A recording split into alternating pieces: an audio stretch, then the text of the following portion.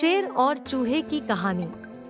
एक बार की बात है, किसी जंगल में एक चूहा रहता था।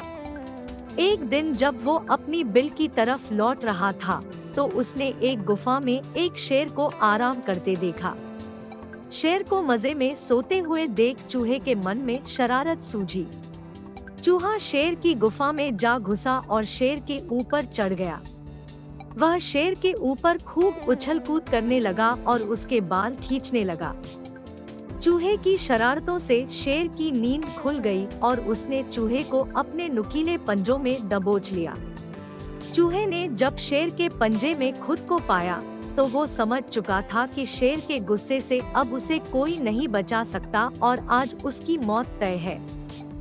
चूहा बुरी तरह डर गया और रो रो कर शेर से विनती करने लगा कि शेर जी, मुझे मत मारो, मुझसे भूल हो गई, मुझे जाने दो। अगर आज आप मुझे जाने देंगे, तो मैं आपके इस उपकार के बदले भविष्य में जब भी आपको किसी मदद की जरूरत होगी, मैं आपकी मदद करूंगा।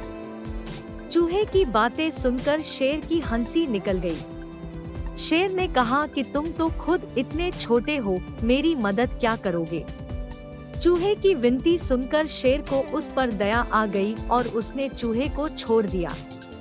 चूहे ने शेर को धन्यवाद बोला और वहां से चला गया। कुछ दिनों बाद जब शेर खाने की तलाश में इधर-उधर घूम रहा था, तभी अचानक किसी शिकारी के फैलाए जाल में फंस गया। शेर ने खुद को जाल से निकालने की भरपूर कोशिश की, लेकिन निकल नहीं पाया।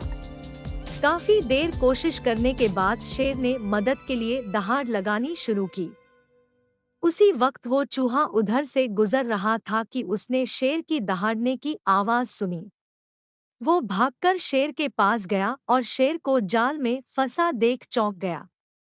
उसने बिना देर करते हुए अपने नुकीले दांतों से जाल को काटना शुरू किया और कुछ ही देर में उसने पूरे जाल को काटकर शेर को आजाद कर दिया।